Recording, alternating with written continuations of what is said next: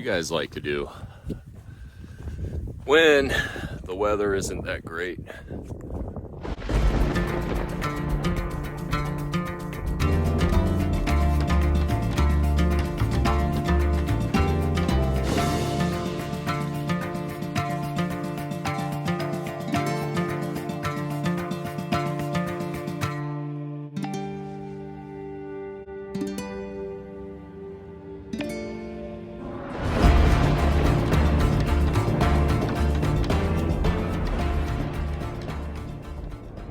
If you're new to our channel, we're two rebels off grid. It's the two of us. We have 2 dogs and a cat. And we are stuck inside this trailer today because the weather is kind of on the shady side. We've got a cold front coming through. It's cloudy, it's wet, it rained last night. Things aren't looking good for the next week or so if we're doing concrete work. If I get a nice 70-degree day, I do have some quick setting concrete to get back up there on that hill and get back to working on that foundation, because I think once I get a nice clear passage in the weather, I can go ahead and bust that out in fairly quick time, probably one day. But today, I wanted to talk to you about the chicken coop, the chicken tower. It might not be a tower in the sense that you think, you know, it goes up and up and up, because in order for me to do that, I'd have to buy a lot of scaffolding, right? It could be very dangerous doing that too. But I kind of wanted to get out my sketch pad and show you some details of some of the interesting features that this chicken tower will have. And I hope you enjoy this video, guys. If you're new to this channel and you're just browsing for entertainment, I think you found a great channel to subscribe to, so go ahead and subscribe. Hit the thumbs up button if you like this video at the end, and go ahead and hit that little bell symbol, because if you hit that every time you turn on YouTube on your phone, it will let you know by putting a little blue dot next to our icon, and it'll tell you that we put out a new video. So pretty cool little tool. But yeah, I'm gonna get my sketch pad out here and I'm gonna show you guys something. So I guess I forgot to mention, Keri is visiting relatives up around Phoenix, and I'm by myself again, so but that's okay, because I'm more than capable to make videos by myself. I'm a big boy. Okay, so I've always been an artist of sorts. Drawing and sketching comes naturally to me. So don't be discouraged if you aren't a visual learner.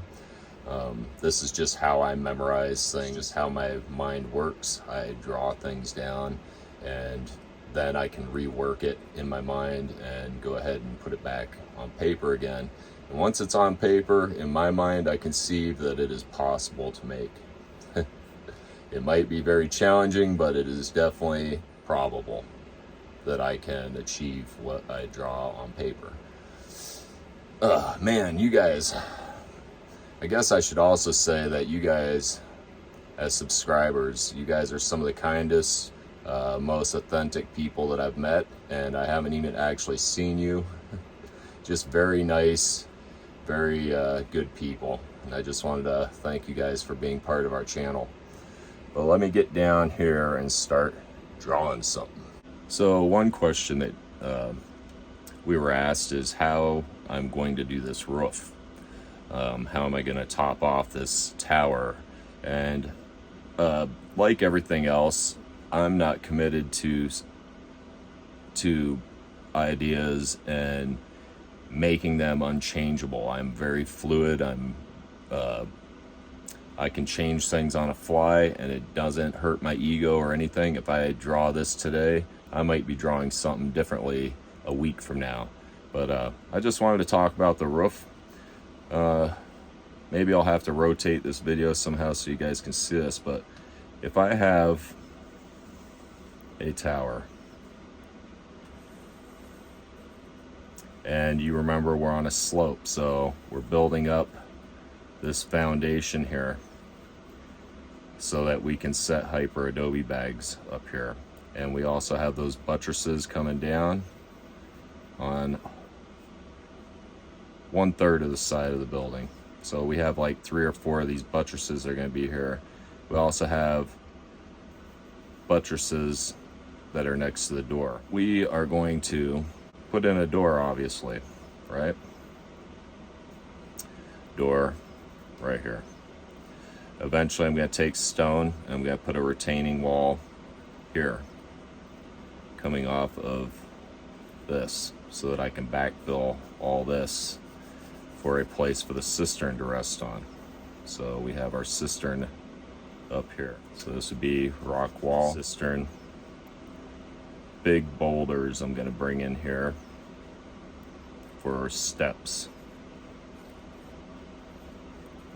Probably the biggest boulders I can find on the property. I've already spotted out a couple of them. I'm going to put them in here and then I'll backfill all this with dirt on one side. Retaining wall and sand, dirt for the cistern. Get to the roof. So these walls are going to be fairly thick. They're going to come down, and what I'm going to plan on doing is the very last bag is going to be overhanging a little bit slightly over the edge of the tower.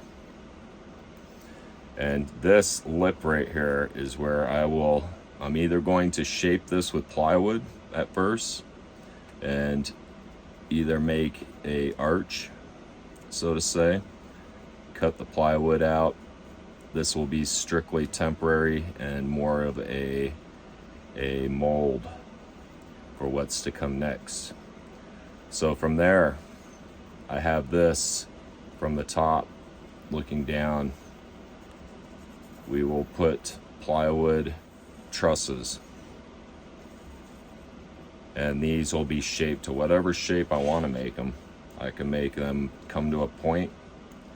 I could make it round, but I'm thinking about this shape for now.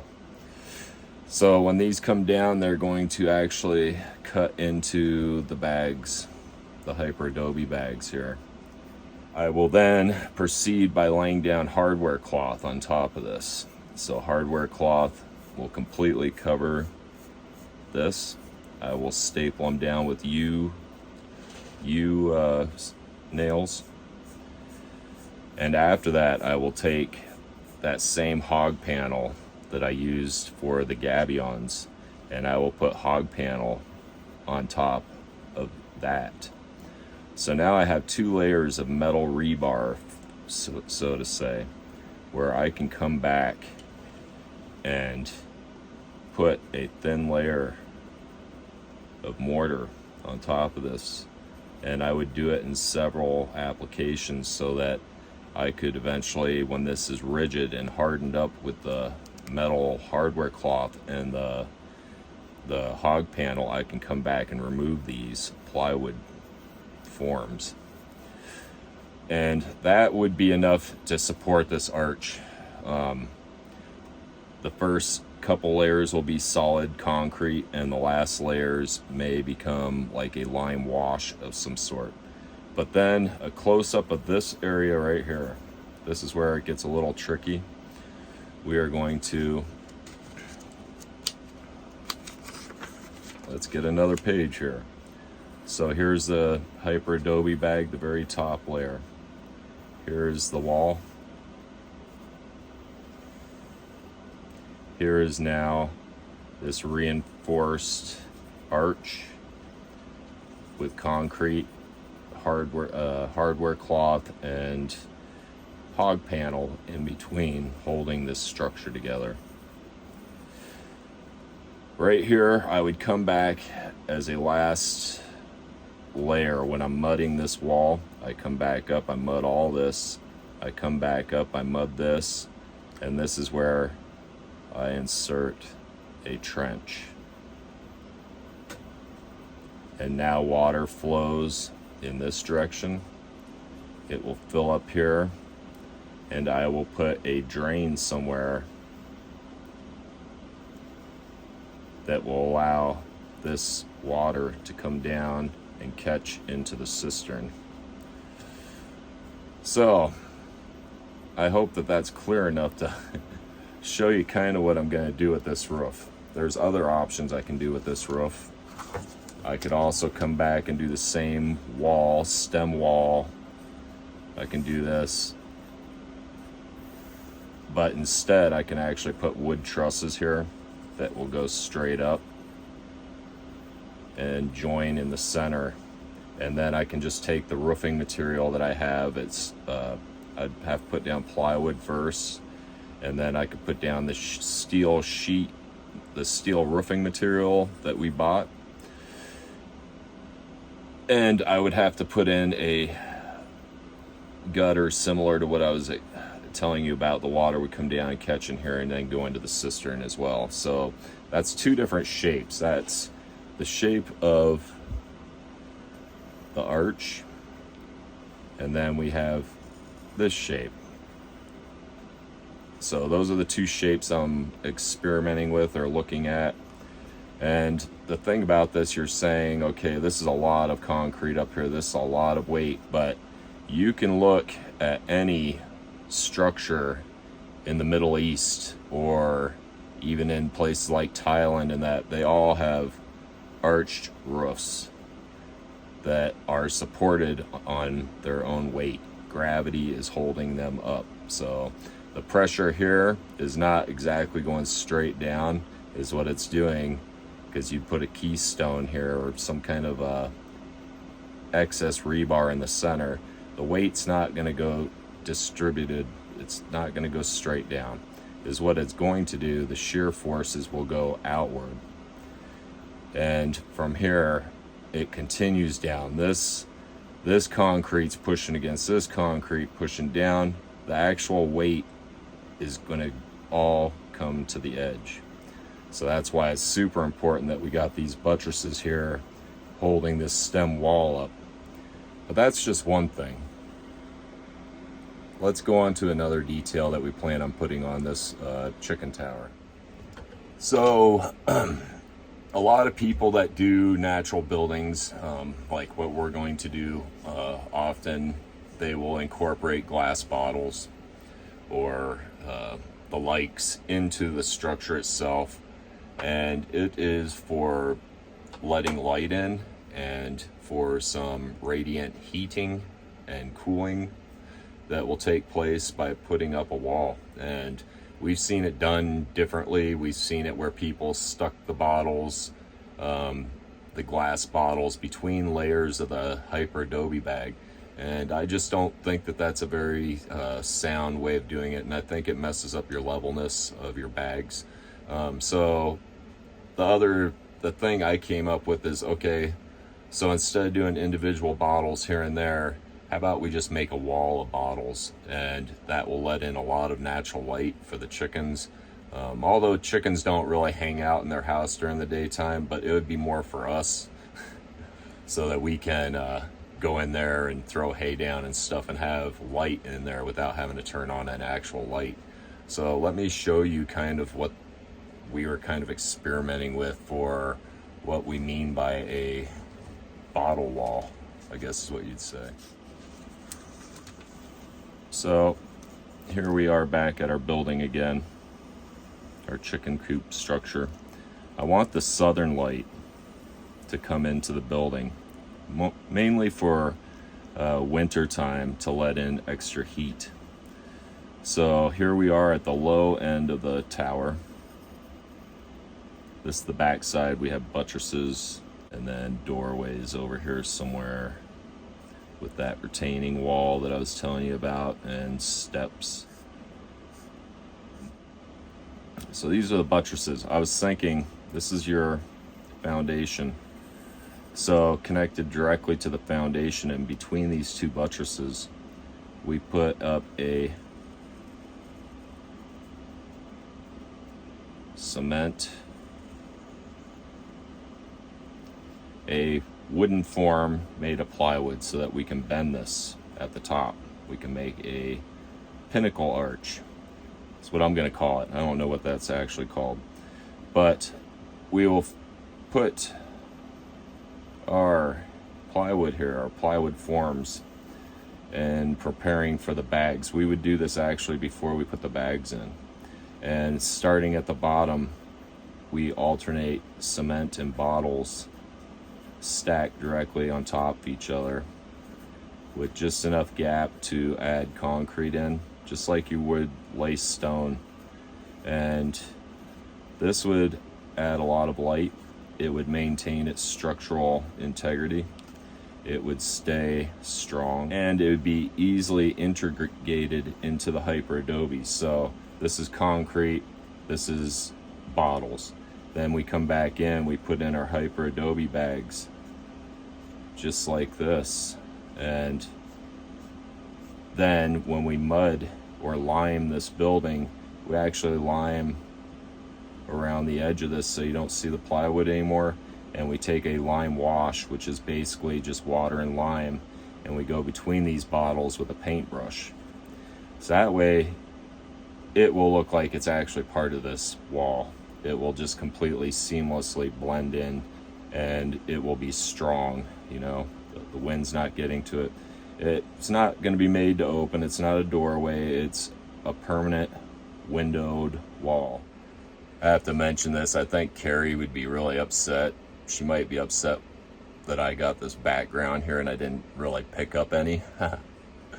But, you know, I straightened up a little bit. I did some dishes and stuff, but, you know, I made the bed, but the dogs are on it and they roll around in the blankets and stuff. But, yeah, I'm trying to not show you all the trash in here. It's not really trash. It's just not picked up.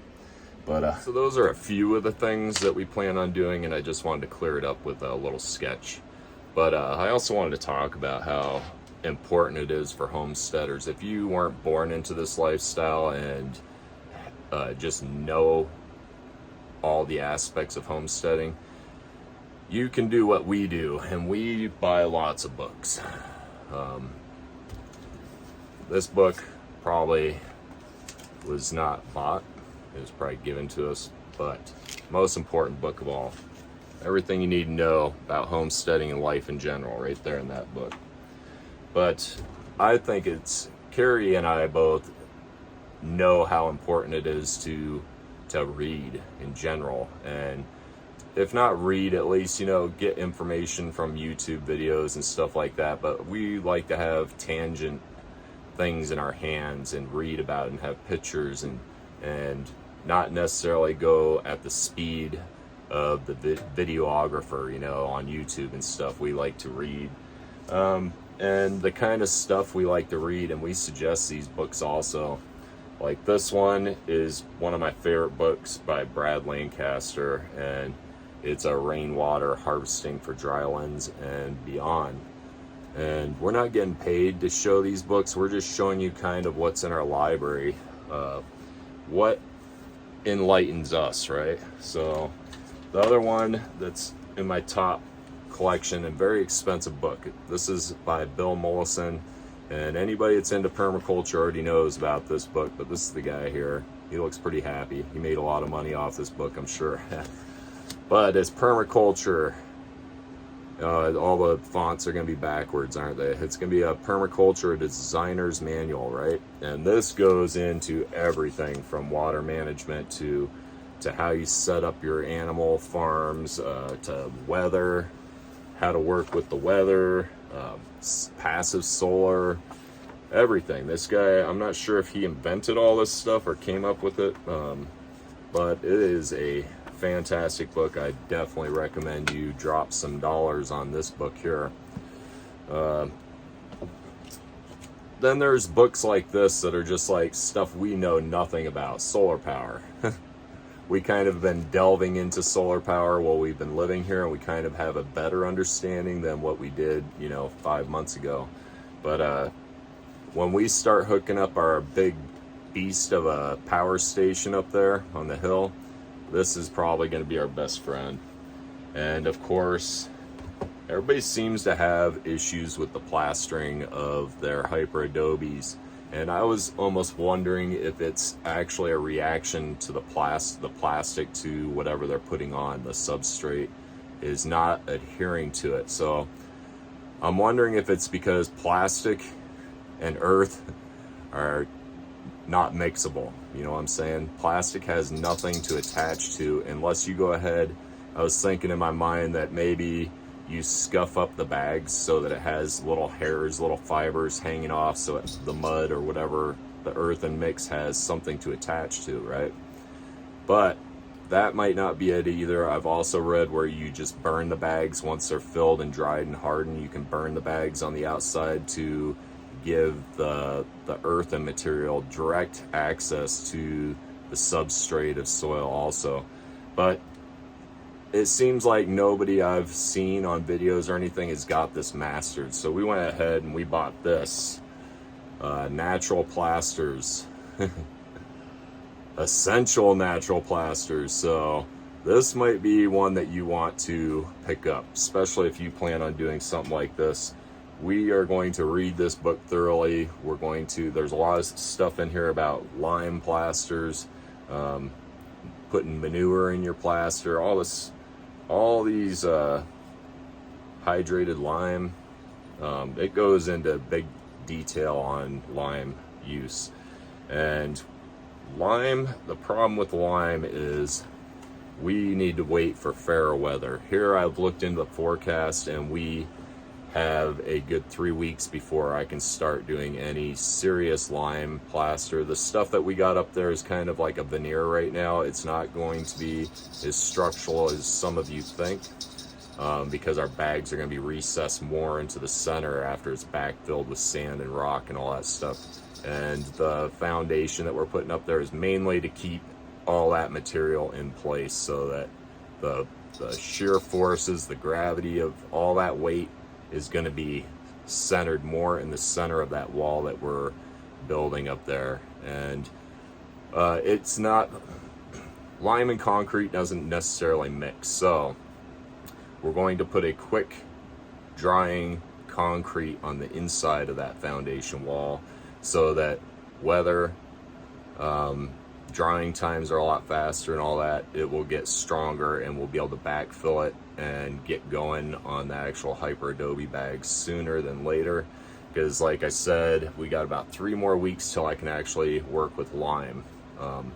It's not the daytime temperatures that's really getting us right now, it's the nighttime temperatures. So if the temperatures drop below 40 degrees, you should not work with lime at all. So we are done with lime. We used it for that veneering of that structure up there, but we plan on using quick drying concrete up until the 3 weeks from now, and then we can start working with lime if we have to. But that's just something we need to consider in the future, like when we're going to work on our house and we're going to do a lime foundation and stuff like this, lime plastering. We're going to have to set it during certain times of the year. We can't just do it any time of the year. During the monsoons, it's possible to work with lime. We're just going to have to keep it covered with a tarp. And actually, the excess humidity in that will actually help cure that lime a lot easier. I got another book. This one Keri gave me for Christmas. No Grid Survival Projects. Pretty awesome. I was just kind of glancing through this book. But they show you how to set up water cisterns. And they've got some really interesting stuff in here that I've never even seen before. Like how to build a hydroelectrical generator. Yeah, the guy who came up with this stuff knows his stuff. How to build a tripwire alarm. Pretty cool stuff. Yep, so that's just a few of the books that we got here. Like I said, if you don't know about it, don't be ashamed. Don't let your ego get the best of you and just grab a book and read up on it, or get on YouTube and watch some videos of people who have read up on it. And never never, no matter how old the person is, if they've got something to teach you and you don't know about that, you should listen to them. You know, that's one rule I've set in my life, is that I don't care how old you are, I'm gonna listen to you if you have something to teach me that I can use. Okay, guys, I just wanted to put up one. This is the first video of 2023 for our channel, and we are really looking forward to this year, putting up some interesting videos. And like I said, subscribe please if you're not part of this crew already, if you're not part of the rebel the rebellion. If you're not part of the rebellion, you need to join it now. Pick a side, right? All right guys, have a good day, and we'll put out one soon. Take it easy.